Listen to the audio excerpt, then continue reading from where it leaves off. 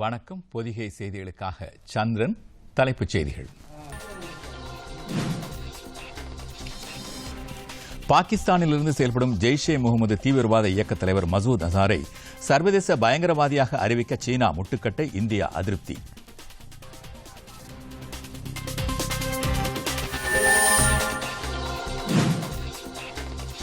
ராணுவத்தில் வீரதீர செயல் புரிந்தவர்களுக்கான சிறப்பு விருதுகளை வழங்கினார் குடியரசுத் தலைவர் ராம்நாத் கோவிந்த்.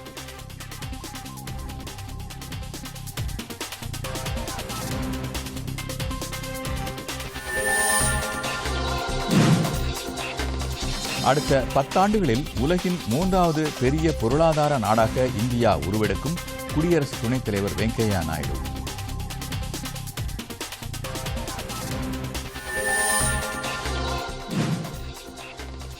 காங்கிரஸ் தலைவர் ராகுலுக்கு வெளியுறவு கொள்கைகள் பற்றி புரிதல் இல்லை. மத்திய அமைச்சர் ரவிசங்கர் பிரசாத்.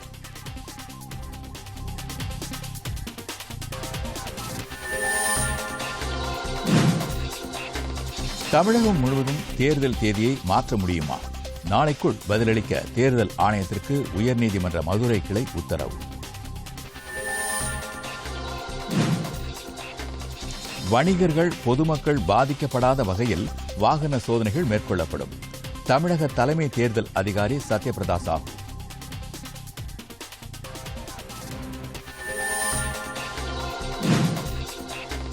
பொள்ளாச்சி பாலியல் வன்கொடுமை சம்பவம் தொடர்பான வழக்கு விசாரணை சிபிஐக்கு மாற்றம். அரசு ஆணை வெளியிட்டது தமிழக அரசு. விரிவான செய்திகள். பாகிஸ்தானிலிருந்து செயல்படும் ஜெய்ஷே முகமது தீவிரவாத இயக்க தலைவர் மசூத் அசாரை சர்வதேச பயங்கரவாதியாக அறிவிக்க ஐநா பாதுகாப்பு சபை மேற்கொண்டு வரும் நடவடிக்கைகளுக்கு சீனா முட்டுக்கட்டை போடுவது குறித்து இந்தியா அதிருப்தி தெரிவித்துள்ளது. அண்மையில் நடத்தப்பட்ட புல்வாமா பயங்கரவாத தாக்குதல் மற்றும் மும்பை தாக்குதல் உள்ளிட்ட இந்தியாவிற்கு எதிரான பல்வேறு தாக்குதல்களுக்கு காரணமான ஜெய்ஷே முகமது இயக்கத்தையும் அதன் தலைவர் மசூத் அசாரையும் சர்வதேச அளவில் தடை விதிக்க இந்தியா வலியுறுத்தி வருகிறது. அமெரிக்கா, பிரிட்டன், பிரான்ஸ் உள்ளிட்ட உலக நாடுகளும் இந்த கருத்தை ஆதரிப்பதால் மசூத் அசாரை சர்வதேச பயங்கரவாதியாக அறிவிக்க வகை செய்யும் தீர்மானம் மீது ஐநா பாதுகாப்பு சபையில் நேற்று இரவு விவாதம் நடைபெற்றது. அப்போது பாதுகாப்பு சபையின் நிரந்தர உறுப்பு நாடான சீனா தனது வீட்டோ அதிகாரத்தை பயன்படுத்தி இந்த நடவடிக்கையை தடுத்து நிறுத்திவிட்டது. ஏற்கனவே 3 முறை இந்த நடவடிக்கையை தடுத்து நிறுத்தியுள்ள சீனா தற்போது 4வது முறையாகவும் முட்டுக்கட்டை போடும் வகையில் செயல்பட்டுள்ளது. சீனாவின் இந்த நடவடிக்கைக்கு இந்திய வெளியுறவுத்துறை அதிருப்தி தெரிவித்துள்ளது. ஐநா பாதுகாப்பு சபையில் சீனா மேற்கொண்ட நிலைப்பாட்டால் புல்வாமாவில் இந்திய பாதுகாப்பு படையினர் 40 பேரின் உயிரிழப்புக்கு காரணமான மசூத் அசாரை சர்வதேச பயங்கரவாதியாக அறிவிப்பது தடுக்கப்பட்டுள்ளதாகவும் வெளியுறவுத்துறை செய்திக்குறிப்பில் தெரிவிக்கப்பட்டுள்ளது. எனினும் இந்த தீர்மானத்தை முன்மொழிந்த பாதுகாப்பு சபையின் பிற உறுப்பு நாடுகளுக்கு நன்றி தெரிவித்துள்ள இந்தியா, பாதுகாப்பு சபையில் உறுப்பினராக இல்லாவிட்டாலும் இந்தியாவுடன் இணைந்து இந்த தீர்மானத்தை கொண்டுவர வலியுறுத்திய நாடுகளுக்கும் நன்றி தெரிவித்துள்ளது. இதனிடையே டெல்லியில் செய்தியாளர்களிடம் பேசிய வெளியுறவு அமைச்சர் சுஷ்மா ஸ்வராஜ், பாகிஸ்தான் பிரதமர் இம்ரான் கான் உண்மையிலேயே அமைதியை விரும்புகிறவர் என்றால் மசூத் அசாரை இந்தியாவிடம் ஒப்படைக்க வேண்டும் என்று வலியுறுத்தினார். பயங்கரவாத அமைப்புகள் இல்லாத நாடாக பாகிஸ்தானை மாற்றினால் அந்நாட்டுடன் அமைதி பேச்சுவார்த்தை நடத்தவும் சுமூகமான சூழலை உருவாக்கிக் கொள்ளவும் இந்தியா தயாராக உள்ளது என்றார். இதனிடையே காங்கிரஸ் கட்சி செய்தி தொடர்பாளர் ரன்தீப் சிங் சுர்ஜிவாலா, மத்திய அரசின் வலுவிழந்த நடவடிக்கை காரணமாகவே மசூத் அசாரை சர்வதேச பயங்கரவாதி பட்டியலில் இணைக்க முடியாது என்று கூறியுள்ளார். மத்தியில் மோடி அரசு அமைந்த பிறகு வெளியுறவு கொள்கையில் தவறான ராஜாங்க நடவடிக்கைகளால் பல்வேறு மட்டத்தில் தோல்வி அடைந்துள்ளதாக அவர் கூறியுள்ளார். வீரதீர செயல்களுக்கான விருதுகள் மற்றும் ராணுவத்தில் சிறப்பாக பணியாற்றுவர்களுக்கான விருதுகளை குடியரசுத் தலைவர் ராம்நாத் கோவிந்த் புதுடில்லியில் இன்று வழங்கினார். குடியரசுத் தலைவர் மாளிகையில் நடைபெற்ற நிகழ்ச்சியில் பரம் விசிஷ்ட் சேவா பதக்கம் ராணுவ தலைமை தளபதி பிபின் ராவத்துக்கு வழங்கப்பட்டது. அமைதி காலங்களில் சிறப்பான முறையில் பணியாற்றியதற்காக பரம் விசிஷ்ட் சேவா விருது வழங்கப்படுகிறது. ராணுவத்தில் பணியாற்றிய வர்மபால் சிங், சிஆர்பிஎஃப்பில் பணியாற்றிய ராஜேந்திர நைன், ரவீந்திர பப்பான் தன்வாடே ஆகியோருக்கு மரணத்திற்கு பிந்தைய விருதாக கீர்த்தி சக்ரா விருது வழங்கப்பட்டது. இந்த மூவரும் காஷ்மீரின் குப்வாரா மாவட்டத்தில் எல்லைக் கட்டுப்பாட்டு கோட்டு பகுதி அருகே பணியாற்றிய போது தீவிரவாதிகளுடன் போராடி உயிரிழந்தனர். வீரதீர செயல்களில் ஈடுபடுவோருக்கு இந்த உயரிய விருது வழங்கப்படுகிறது. இந்த நிகழ்ச்சியின் போது மேலும் 12 வீரர்களுக்கு சூரிய சக்ரா விருதுகளையும் குடியரசுத் தலைவர் வழங்கினார். இந்த நிகழ்ச்சியில் பிரதமர் நரேந்திர மோடி, பாதுகாப்புத்துறை அமைச்சர் நிர்மலா சீதாராமன் உள்ளிட்டோர் பங்கேற்றனர்.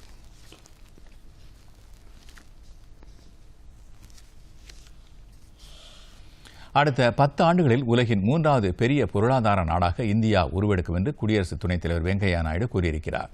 கோவையில் தனியார் பல்கலைக்கழக பட்டமளிப்பு விழாவில் கலந்து கொண்டு உரையாற்றிய அவர், சர்வதேச அளவில் வளர்ச்சியில் இந்தியா முக்கிய இடம் வகிப்பதாக குறிப்பிட்டார். இந்தியா எந்த நாட்டையும் தாமாக தாக்கியதில்லை என்றும், சுரண்டல் ஏமாற்றத்திற்கு உள்ளாகியிருந்தாலும் இந்தியா தனது மதிப்பிலிருந்து விலகியதில்லை என்றும் அவர் கூறினார். கிராமப்புறங்களை அறிந்து கொள்ளும் வகையில் அங்கு தங்கியிருப்பதை கல்வி திட்டத்தில் ஒரு பகுதியாக மாற்ற வேண்டும் என்று அவர் வலியுறுத்தினார். அப்போதுதான் உண்மையான இந்தியாவை அனைவரும் புரிந்து கொள்ள முடியும் என்று அவர் குறிப்பிட்டார். புதிய தொழில்களை உருவாக்குவதில் இந்தியா சர்வதேச அளவில் 2வது இடத்தில் உள்ளது என்றும் அவர் கூறினார். கிராமப்புறங்களில் 54% பேர் விவசாயத்தை நம்பி உள்ளதாக கூறிய குடியரசு துணைத் தலைவர், பொருளாதாரம் மட்டுமே வாழ்க்கை இல்லை எனவும் கலைகளையும் உள்ளடக்கியதே சிறந்த வாழ்க்கை என்றும் தெரிவித்தார். வாழ்க்கை முறை மாற்றத்திற்கு ஏற்ப நமது அறிவை வளர்த்துக் கொள்ள வேண்டும் என்றும் அவர் கேட்டுக் கொண்டார். தற்போது இயந்திரமயமான வாழ்வுக்கு மக்கள் மாறி வருவது கவலை அளிப்பதாகவும், ஆரோக்கியமான உணவு முறைகளை அனைவரும் கடைபிடிக்க வேண்டியது அவசியம் என்றும் அவர் குறிப்பிட்டார். வெளிப்படைத்தன்மையை உறுதி செய்யவும், லஞ்சத்தை ஒழிக்கும் வகையிலும் அனைத்து வர்த்தக பரிமாற்றங்களும் இணையதளமாக்கப்பட்டுள்ளது எனவும் அதை மக்கள் பயன்படுத்திக் கொள்ள வேண்டும் என்றும் அவர் கேட்டுக் கொண்டார். தாய்மொழிக்கு அனைவரும் முக்கியத்துவம் கொடுக்க வேண்டும் என்று வலியுறுத்திய அவர், இதை கருத்தில் கொண்டு நாடாளுமன்றத்தில் அவரவர் தாய்மொழியில் பேசும் நடைமுறையை தாம் கொண்டு வந்ததாக குறிப்பிட்டார். தாய்மொழிக்கு முக்கியத்துவம் கொடுக்கும் அதே சமயம் ஹிந்தி, ஆங்கிலம் உள்ளிட்ட பிற மொழிகளையும் கற்க வேண்டியது அவசியம் என்று குடியரசு துணைத் தலைவர் தெரிவித்தார்.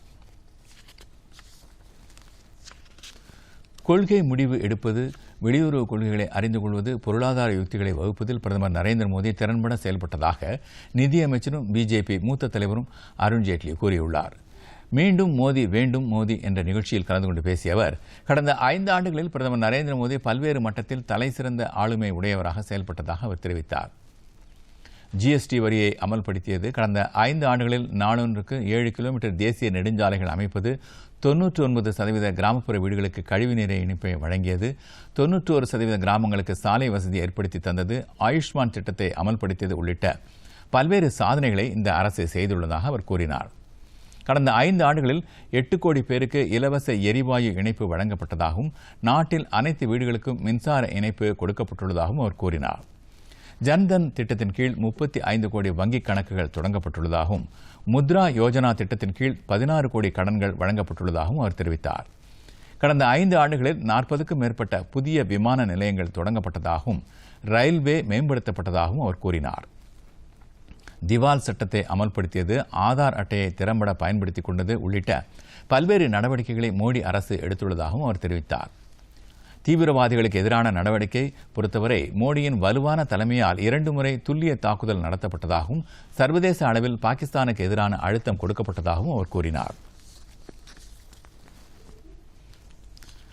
காங்கிரஸ் தலைவர் ராகுலுக்கு வெளியுறவு கொள்கைகள் பற்றி புரிதல் இல்லை என மத்திய அமைச்சர் ரவிசங்கர் பிரசாத் தெரிவித்துள்ளார்.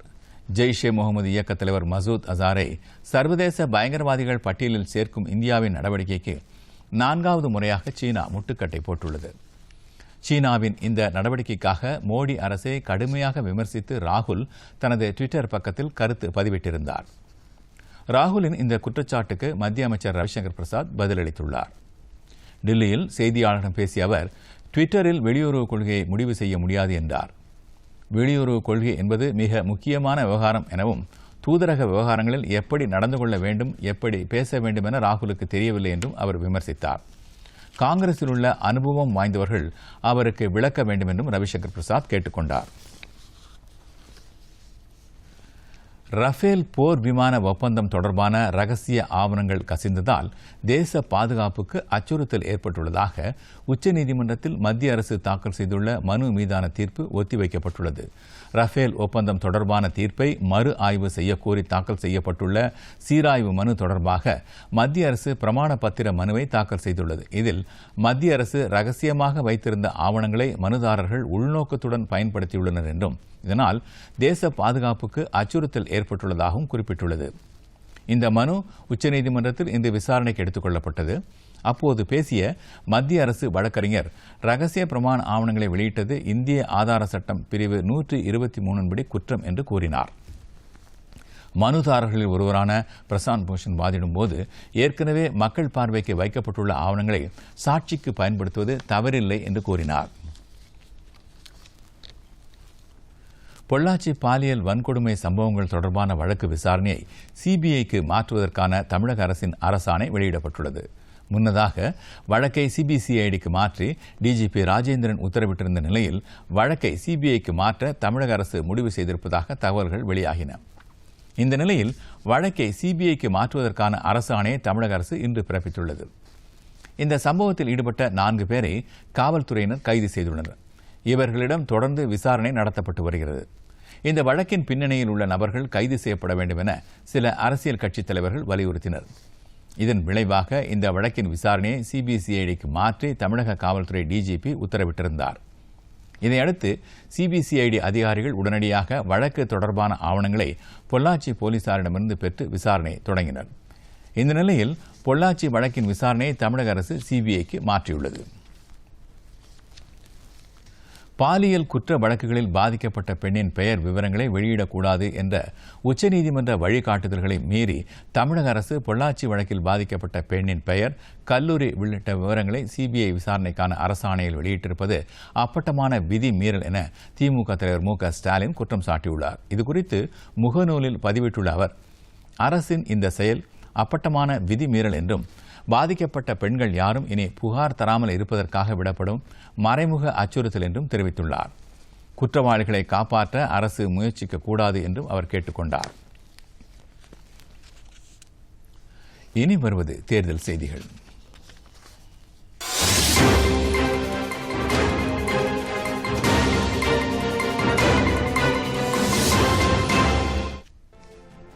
தேர்தல் தொடர்பான உங்கள் சந்தேகங்களுக்கு தொலைபேசி எண் 1950 தொடர்பு கொள்ளலாம்.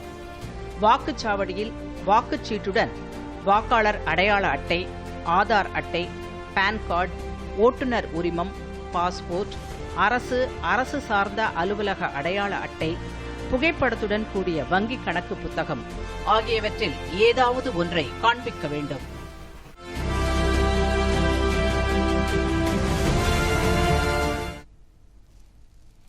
தேர்தல் நடத்தை விதிமுறைகள் அமலில் உள்ள நிலையில் வணிகர்கள் மற்றும் பொதுமக்கள் பாதிக்கப்படாத வகையில் வாகன சோதனை மேற்கொள்ளப்படும் என்று தமிழக தலைமை தேர்தல் அதிகாரி சத்யபிரதா சாஹூ கூறியுள்ளார். சென்னை தலைமை செயலகத்தில் இன்று செய்தியாளர்களிடம் பேசிய அவர், தேர்தல் தொடர்பாக முறைகேடுகள் நடந்தால் புகார் அளிக்க வாட்ஸ்அப் எண் 9444567707 தொடர்பு கொள்ளலாம் என்று தெரிவித்தார்.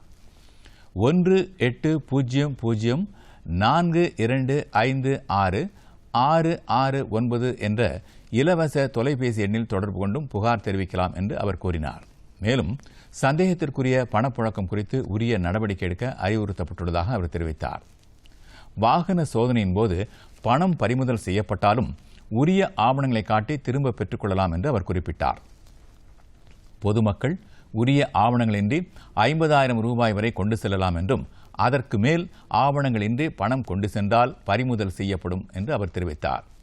10 லட்சம் ரூபாய்க்கு மேல் உரிய ஆவணத்துடன் பணம் கொண்டு செல்லப்பட்டாலும் அது குறித்து வருமான வரித்துறையினரிடம் தகவல் தெரிவிக்கப்படும் என்று அவர் கூறினார். அதே சமயம் வணிகர்கள் மற்றும் பொதுமக்கள் பாதிக்கப்படாத வகையில் சோதனை நடத்தப்படும் என்றும் சத்யபிரதா சாஹூ தெரிவித்தார். அந்த அடிப்படையில் பார்க்கும்போது சீசர் ஆஃப் கேஷ் இதுவரைக்கு நம்ம 3,39,95,000 பண்ணியிருக்கோம். இன்கம் டேக்ஸ் டிபார்ட்மெண்ட்க்கு நம்ம ரொம்ப ஸ்ட்ராங் கோஆர்டினேஷன் பண்ணி இந்த மாடல் கோட் ஆஃப் கண்டக்ட் வயலேஷனுக்கு ஸ்ட்ரிக்டாக பார்த்துட்டே இருக்கிறோம். other suspicious agencies, persons likely to be used for movement of undisclosed cash. இது தவிர any suspicious transaction above 10 லட்சத்துக்கு மேலே இருந்தால் அதுவும் நம்ம ஸ்ட்ரிக்ட் சர்வேலன்ஸ்க்கு கொண்டு வந்த சொல்லியிருக்கோம். வரவிருக்கும் மக்களவை தேர்தல் பணியில் ஈடுபடவுள்ள மத்திய பார்வையாளர்களின் கூட்டம் புதுடில்லியில் இன்று நடைபெற்றது. மத்திய பார்வையாளர்களின் கடமைகள் மற்றும் பொறுப்புகள் குறித்து இந்த கூட்டத்தில் விவாதிக்கப்பட்டது. தலைமை தேர்தல் ஆணையர் சுனில் அரோரா மற்றும் தேர்தல் ஆணையர்கள் அசோக் லவாசா, சுஷில் சந்திரா ஆகியோர் தேர்தல் பார்வையாளர்களுக்கு விளக்கம் அளித்ததாக தேர்தல் ஆணைய வட்டாரங்கள் தெரிவித்தன. மதுரையில் மட்டும் தேர்தல் தேதியை மாற்ற முடியாவிட்டால் தமிழகம் முழுவதும் தேர்தல் தேதியை மாற்ற முடியுமா என்று தேர்தல் ஆணையத்திற்கு உயர்நீதிமன்ற மதுரை கிளை கேள்வி எழுப்பியுள்ளது. மதுரை மீனாட்சி அம்மன் கோவில் தேரோட்டம் மற்றும் கள்ளழகர் எதிர் சேவை என திருவிழா சமயத்தில் மதுரையில் மக்களவைத் தேர்தலை நடத்தக்கூடாது என்று உத்தரவிடக் கோரி சென்னை உயர்நீதிமன்ற மதுரை கிளையில் வழக்கு தொடரப்பட்டுள்ளது. இந்த வழக்கு இன்று விசாரணைக்கு வந்தபோது கோவில் திருவிழாவுக்காக மக்களவைத் தேர்தலை தள்ளி வைக்க முடியாது என்று தேர்தல் ஆணையம் திட்டவட்டமாக கூறியது. மதுரையில் வாக்குப்பதிவு நேரத்தை கூடுதலாக 2 மணி நேரம் நீட்டிக்க தயார் என்றும் ஆணையம் தெரிவித்தது. இதனை கேட்ட நீதிபதிகள் பல லட்சம் பேர் கூடும் கோவில் திருவிழாவை கவனத்தில் கொள்ளாமல் வாக்குப்பதிவை நடத்த முடிவெடுத்தது எப்படி என்று கேள்வி எழுப்பினர். இதனால் வாக்குப்பதிவு சதவீதம் குறையக்கூடும் என்றும் கூறினர். இதுகுறித்து தலைமை தேர்தல் அதிகாரி நாளை பதில் மனு தாக்கல் செய்ய வேண்டும் என்றும், தவறினால் நாளை தமிழக தலைமை தேர்தல் அதிகாரிக்கு நீதிமன்றமே உத்தரவிட நேரிடும் என்றும் நீதிபதிகள் தெரிவித்தனர். மதுரையில் மட்டும் தேர்தலை ஒத்திவைத்தால் பிற இடங்களில் விளைவுகளை ஏற்படுத்தும் என்று தேர்தல் ஆணையம் தெரிவித்துள்ளது. இதற்கு தேர்தல் தேதியை மாற்றுவதற்கான சாத்தியக்கூறுகள் இல்லை என்றும், துணை ராணுவ வீரர்களின் உதவியோடு மதுரையில் தேர்தலை நடத்த முடியும் என்றும் தேர்தல் ஆணையம் கூறியுள்ளது. தமிழகத்தில் திமுக கூட்டணியில் காங்கிரஸ் கட்சி போட்டியிடும் தொகுதிகள் நாளை அறிவிக்கப்படும் என்று காங்கிரஸ் கட்சியின் மாநில தலைவர் KS அழகிரி தெரிவித்துள்ளார். திமுக கூட்டணியில் காங்கிரஸ் கட்சிக்கு புதுச்சேரி தொகுதியும் தமிழகத்தில் 9 தொகுதியும் ஒதுக்கப்பட்டு அதற்கான ஒப்பந்தம் ஏற்கனவே கையெழுத்தானது. இந்நிலையில் தமிழகத்தில் காங்கிரஸ் போட்டியிடும் 9 தொகுதிகளை இறுதி செய்வது தொடர்பாக திமுக தலைமை அலுவலகமான அண்ணா அறிவாலயத்தில் இன்று ஆலோசனைக் கூட்டம் நடைபெற்றது. இதில் திமுக தலைவர் மு.க. ஸ்டாலின், தமிழ்நாடு காங்கிரஸ் கமிட்டி தலைவர் KS அழகிரி உள்ளிட்டோர் கலந்து கொண்டனர். பின்னர் செய்தியாளர்களிடம் பேசிய KS அழகிரி, காங்கிரஸ் போட்டியிடும் தொகுதிகள் இறுதி செய்யப்பட்டு விட்டதாகவும், பொருத்தமான தொகுதிகளை காங்கிரஸ் கட்சியை கேட்டு பெற்றிருப்பதாகவும் கூறினார். தொகுதிகள் பட்டியலை திமுக தலைவர் மு.க. ஸ்டாலின் நாளை அதிகாரப்பூர்வமாக அறிவிப்பார் என்று தெரிவித்தார்.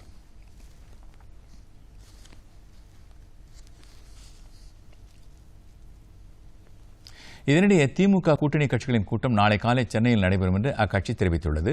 இதில் கூட்டணியில் இடம்பெற்றுள்ள அனைத்து கட்சிகளும் போட்டியிடும் தொகுதிகள் இறுதி செய்யப்படும் என்று தெரிகிறது. தேச நலன் கருதி அஇஅதிமுக பிஜேபி கூட்டணியில் தமது கட்சி இணைந்திருப்பதாக தமிழ் மாநில காங்கிரஸ் தலைவர் G.K. வாசன் கூறியுள்ளார். சென்னையில் இன்று செய்தியாளர்களிடம் பேசிய அவர், சாதி மத பேதங்களுக்கு அப்பாற்பட்டு நாட்டு நலன் மற்றும் இறையாண்மைக்கு முக்கியத்துவம் கொடுக்கும் வகையில் அஇஅதிமுக பிஜேபி கூட்டணி அமைந்துள்ளது என்றார். அஇஅதிமுகவிடம் தஞ்சை தொகுதியை கேட்டுள்ளதாகவும், தங்களது கட்சிக்கு வழங்கப்படும் தொகுதி தொடர்பாக அஇஅதிமுக அதிகாரப்பூர்வமாக அறிவிக்கும் என்றும் அவர் தெரிவித்தார்.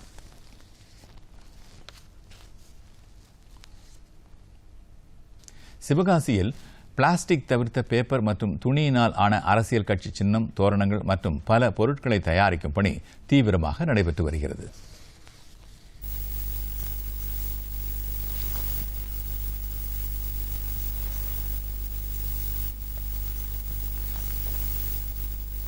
அச்சுத் தொழிலுக்கு புகழ்பெற்ற சிவகாசியில்தான் அச்சிடப்படுகிறது.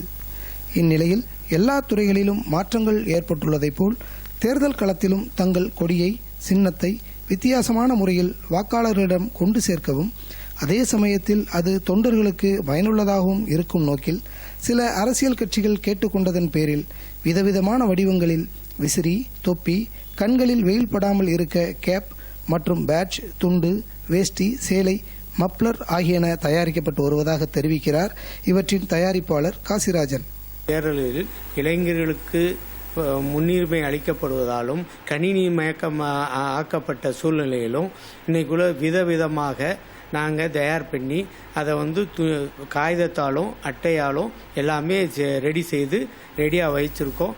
அதை விற்பனைக்கும் தயாராக இருக்கும் என்பதை நாங்கள் தெரிவித்துக் கொள்கிறோம். இவற்றோடு இந்த பாராளுமன்ற தேர்தலின் புது வரவாக வெல்கம் போர்டு, நெக் போர்டும் தயாரிக்கப்பட்டு அரசியல் கட்சிகளின் சின்னங்கள் பொறிக்கப்பட்டு விற்பனைக்கு வந்துள்ளன. மேலும் தலைவர்களின் முகமூடியும் தயாரிக்கப்பட்டு அரசியல் கட்சிகளின் தேவைகள் பூர்த்தி செய்யப்படுகின்றன. குறிப்பாக தற்போது பாலித்தீனுக்கு தடை உள்ளதால் காகிதத்திலேயே கொடிகள் தயாரிக்கப்பட்டு தோரணங்களாக தயாரிக்கும் பணியிலும் பெண்கள் பலர் ஈடுபட்டுள்ளனர். சேலத்தில் இந்திய வரைபட வடிவில் மாணவர்கள் அணிவகுத்து நின்று அனைவரும் வாக்களிக்க வேண்டும் என்ற விழிப்புணர்வை ஏற்படுத்தியது அனைவரையும் கவர்ந்த வகையில் அமைந்துள்ளது. இன்று சேலம் 5 ரோடு பகுதியில் உள்ள தனியார் கல்லூரியில் சேலம் மாவட்ட நிர்வாகத்தின் சார்பில் இளம் வாக்காளர்கள் 100% வாக்களிக்க வலியுறுத்தி மாவட்ட ஆட்சியர் ரோஹிணி தலைமையில் மாணவ மாணவியர் உறுதிமொழி ஏற்றுக்கொண்டனர். சுமார் 500க்கும் மேற்பட்ட மாணவிகள் இந்திய வரைபட வடிவில் அணிவகுத்து நின்று விழிப்புணர்வு ஏற்படுத்தினர்.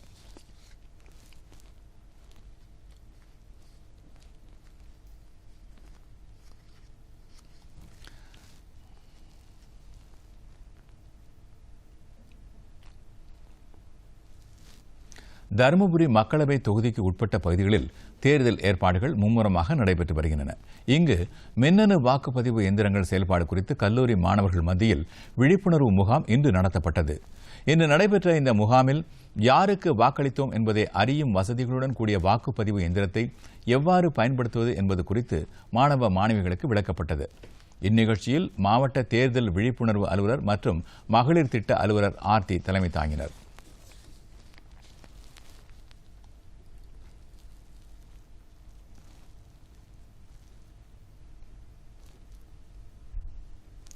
திண்டுக்கல்லில் நடைபெற்ற தேர்தல் விழிப்புணர்வு நிகழ்ச்சியில் மாவட்ட ஆட்சியர் கலந்து கொண்டு வாகனங்களுக்கு ஸ்டிக்கர் ஒட்டி துண்டு பிரசுரங்களை வழங்கினார். மக்களவை தேர்தலை ஒட்டி பொதுமக்கள் 100% வாக்களிப்பது குறித்து விழிப்புணர்வு நிகழ்ச்சி திண்டுக்கல் பேருந்து நிலையத்தில் நடைபெற்றது. இதில் தேர்தல் அதிகாரியும் மாவட்ட ஆட்சியருமான வினய் கலந்து கொண்டு துண்டு பிரசுரங்களை விநியோகித்தார். திண்டுக்கல் மாவட்டத்தில் இன்று நடைபெற்ற வாகன சோதனையில் ரூபாய் 2,97,000 கணக்கில் வராத பணம் கைப்பற்றப்பட்டது.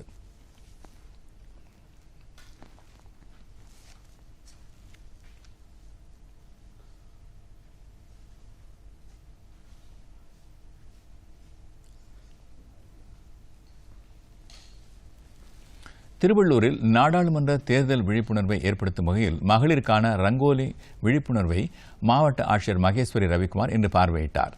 18 வயது பூர்த்தியானவர்கள் அனைவரும் வாக்களிக்க வேண்டும், வாக்களிக்க பணம் பெறக்கூடாது உள்ளிட்ட கருத்துக்களை வலியுறுத்தும் வகையில் இந்த கோலங்கள் வரையப்பட்டிருந்தன. பின்னர் செய்தியாளர்களிடம் பேசிய மாவட்ட ஆட்சியர் இம்மாவட்டத்தில் இதுவரை 225 இடங்களில் விழிப்புணர்வு நிகழ்ச்சிகள் நடைபெற்றதாக கூறினார். இந்த முறை யாருக்கு வாக்களித்தோம் என்பதை அறியும் வசதியுடன் கூடிய வாக்குப்பதிவு எந்திரங்கள் பயன்படுத்தப்படும் என்றும், வாக்காளர்கள் வாக்களித்தவுடன் அவர்கள் வாக்களித்த சின்னம் அருகிலுள்ள எந்திரத்தில் துண்டு சீட்டில் அச்சிடப்பட்டு 7 நொடிகள் வாக்காளர்களுக்கு தெரியும் என்றும், பின்னர் அந்த சீட்டு அப்பெட்டியில் சேகரிக்கப்படும் என்றும் அவர் தெரிவித்தார். ராமநாதபுரத்தில் பறக்கும் படை மற்றும் கண்காணிப்பு குழுக்களுக்கு மாவட்ட ஆட்சியர் மற்றும் தேர்தல் அலுவலர் வீரராகவராவ் தலைமையில் இன்று பயிற்சி வழங்கப்பட்டது. நாடாளுமன்ற தேர்தல் நடத்தை விதிமுறைகள் அமலில் உள்ளதை கண்காணிக்க இம்மாவட்டத்தில் 12 பறக்கும் படை குழுக்களும் 12 நிலைத்த கண்காணிப்பு குழுக்களும் ஏற்படுத்தப்பட்டுள்ளன. இவர்களுக்கு அறிவுரை வழங்கிய ஆட்சியர் தேர்தல் கண்காணிப்பு பணியை மேற்கொள்ளும் அதே வேளையில் பொதுமக்கள் பாதிக்கப்படாதவாறு பணியாற்ற வேண்டும் என்று கேட்டுக் கொண்டார். கிருஷ்ணகிரி மாவட்டத்தில் உள்ள கிருஷ்ணகிரி நாடாளுமன்ற தொகுதி மற்றும் ஹோசூர் சட்டமன்ற இடைத்தேர்தலில் பதிவாகும் வாக்குகளை எண்ணும் மையத்தை மாவட்ட ஆட்சியரும் தேர்தல் அதிகாரியுமான பிரபாகர் இன்று ஆய்வு செய்தார். பின்னர் செய்தியாளர்களிடம் பேசிய அவர், கிருஷ்ணகிரி மாவட்டத்தில் உள்ள 6 சட்டமன்ற தொகுதிகளில் 15 லட்சம் வாக்காளர் வாக்களிக்க வசதியாக 1855 வாக்குச்சாவடி மையங்கள் அமைக்கப்பட்டுள்ளதாகவும் கூறினார். இதில் 4000 மின்னணு வாக்குப்பதிவு எந்திரங்கள் பயன்படுத்தப்படும் என்றும் அவர் தெரிவித்தார். கிருஷ்ணகிரி அரசு பாலிடெக்னிக் கல்லூரியில் வாக்குகள் எண்ணப்படும் என்றும், இங்கு பாதுகாப்பு ஏற்பாடுகள் தயார் நிலையில் உள்ளதாக அவர் தெரிவித்தார். நாமக்கல் அருகே உரிய ஆவணம் இல்லாமல் எடுத்து வரப்பட்ட ரூபாய் 2,08,000 தேர்தல் பறக்கும் படையினரால் பறிமுதல் செய்யப்பட்டது. இம்மாவட்டத்தில் மொத்தமுள்ள 6 சட்டமன்ற தொகுதிகளிலும் 18 குழுவினர் அமைக்கப்பட்டு தணிக்கையில் ஈடுபட்டு வருகின்றனர். இன்று காலையில் முதலிப்பட்டி புறவழிச்சாலையில் தேர்தல் பறக்கும் படையினர் நடத்திய வாகன சோதனையில் பெங்களூருவிலிருந்து நாமக்கலை நோக்கி சென்று கொண்டிருந்த லாரியில் உரிய ஆவணமின்றி கொண்டு செல்லப்பட்ட 2,08,500 ரூபாய் பறிமுதல் செய்யப்பட்டது.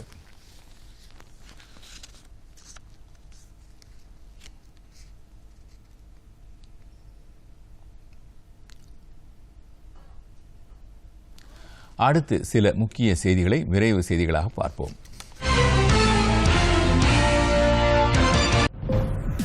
தமிழகத்தில் SSLC எனப்படும் 10ஆம் வகுப்பு பொதுத் தேர்வுகள் இன்று தொடங்கியது. தமிழகம் மற்றும் புதுச்சேரியில் மொத்தம் 3,371 மையங்களில் 4,76,318 மாணவர்கள், 4,83,300 மாணவிகள் என மொத்தம் 9,59,618 பேர் தேர்வு எழுதுகின்றனர். சென்னையில் மட்டும் 567 மையங்களில் 50,678 பேர் தேர்வு எழுதுகின்றனர். 10ஆம் வகுப்பு தேர்வில் வேலூர், கடலூர், சேலம், கோவை, மதுரை, பாளையங்கோட்டை, திருச்சி மற்றும் சென்னை புழல் சிறையைச் சேர்ந்த 152 கைதிகளும் பங்கேற்கின்றனர். தமிழகம் முழுவதும் 49,000 ஆசிரியர்கள் தேர்வு கண்காணிப்பு பணியில் ஈடுபட்டுள்ளனர். 5,500 பேர் கொண்ட பறக்கும் படையினரும் கண்காணிப்பு பணியில் ஈடுபட்டுள்ளனர். தமிழகம் முழுவதும் அரசியல் கட்சிகளின் பொதுக்கூட்டங்களில் கட் அவுட், பிளக்ஸ் பேனர்கள் வைக்க உயர்நீதிமன்ற மதுரை கிளை தடை விதித்துள்ளது. பிளக்ஸ், கட் அவுட் வைப்பது தொடர்பாக தொடரப்பட்ட வழக்கு இன்று விசாரணைக்கு வந்தபோது இந்த தடை விதிக்கப்பட்டுள்ளது. மேலும் பொதுக்கூட்டங்களுக்கு அரசியல் கட்சியினர் பொதுமக்களை கூட்டாக அழைத்துச் செல்லவும் தடை விதிக்கப்பட்டுள்ளது. வழக்கில் தமிழகத்தில் உள்ள அனைத்து அரசியல் கட்சிகளையும் எதிர் மனுதாரராக சேர்த்து நோட்டீஸ் அனுப்பவும் நீதிமன்றம் உத்தரவிட்டுள்ளது. இந்தியா, ஓமன் இடையே கூட்டு ராணுவ பயிற்சி ஜம்மு காஷ்மீரின் உதம்பூரில் தொடங்கியுள்ளது. 2 வாரங்கள் நடைபெறும் இந்த கூட்டு போர் பயிற்சியில் இந்திய தரப்பிலிருந்து 60 வீரர்கள் பங்கேற்றுள்ளனர். அசாதாரண சூழல்களில் ஏற்படும் அச்சுறுத்தல்களை எதிர்கொள்ள இருநாட்டு ராணுவ வீரர்களும் சிறப்பு உத்திகளுடன் இந்த பயிற்சியில் ஈடுபட்டுள்ளதாக பாதுகாப்புத்துறை செய்தி தொடர்பாளர் தெரிவித்தார். இரு நாடுகளுக்கும் இடையேயான ராணுவ ஒத்துழைப்பு இந்த கூட்டு போர் பயிற்சியால் மேலும் அதிகரிக்கும் என்றும் அவர் குறிப்பிட்டார். தாமிரபரணி ஆற்றில் கழிவுநீர் கலப்பதை முழுமையாக தடுக்க வேண்டும் என்று உயர்நீதிமன்ற மதுரை கிளை உத்தரவிட்டுள்ளது. இது தொடர்பான வழக்கு இன்று விசாரணைக்கு வந்தபோது நீதிபதிகள் கிருபாகரன், சுந்தர் ஆகியோர் அடங்கிய அமர்வு இந்த உத்தரவை பிறப்பித்தது. மேலும் நெல்லை மாவட்ட ஆட்சியர் மற்றும் மாநகராட்சி ஆணையர் ஆகியோர் நேரில் ஆஜராகி விளக்கம் அளிக்கவும் நீதிமன்றம் உத்தரவிட்டுள்ளது. அடுத்து வருவது உலகச் செய்திகள்.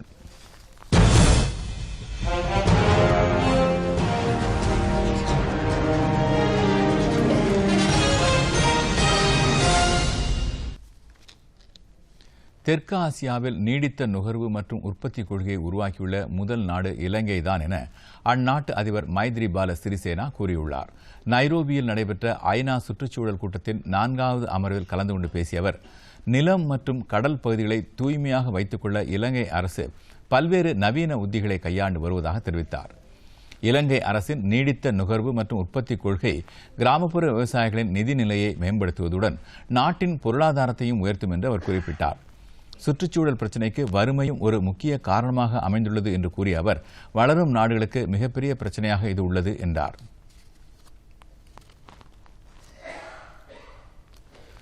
மாற்றுத்திறனாளிகளுக்கான சிறப்பு ஒலிம்பிக் போட்டி ஐக்கிய அரபு எமிரேட்ஸில் அபுதாபியில் இன்று தொடங்கியுள்ளது. இந்த போட்டியில் 195 நாடுகளைச் சேர்ந்த வீரர்கள் பங்கேற்றுள்ளனர்.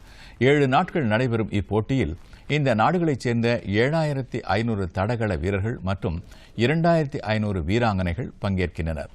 முதன்முறையாக சவுதி அரேபியா சார்பில் 14 வீராங்கனைகள் கலந்து கொள்கின்றனர்.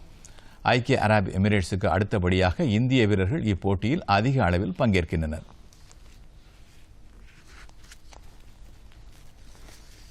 மீண்டும் தலைப்புச் செய்திகள்.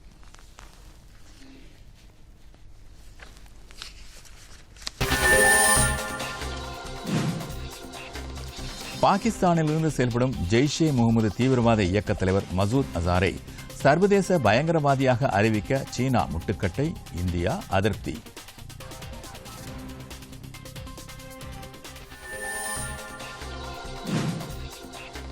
ராணுவத்தில் வீரதீர செயல் புரிந்தவர்களுக்கான சிறப்பு விருதுகளை வழங்கினார் குடியரசுத் தலைவர் ராம்நாத் கோவிந்த்.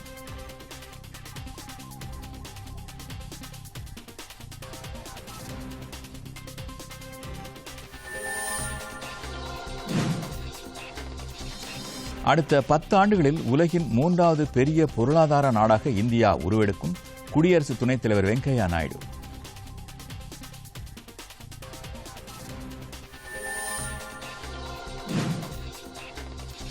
காங்கிரஸ் தலைவர் ராகுலுக்கு வெளியுறவு கொள்கைகள் பற்றி புரிதல் இல்லை, மத்திய அமைச்சர் ரவிசங்கர் பிரசாத்.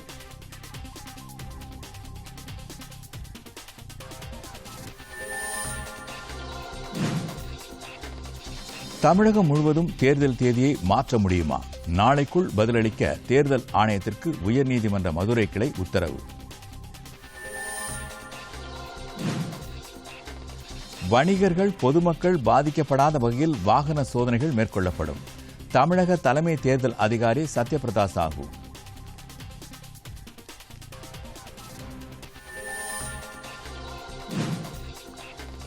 பொள்ளாச்சி பாலியல் வன்கொடுமை சம்பவம் தொடர்பான வழக்கு விசாரணை சிபிஐக்கு மாற்றும் அரசாணை வெளியிட்டது தமிழக அரசு. இத்துடன் இந்த செய்தி அறிக்கை நிறைவடைகிறது. மீண்டும் செய்திகள் இரவு 10 மணிக்கு. வணக்கம்.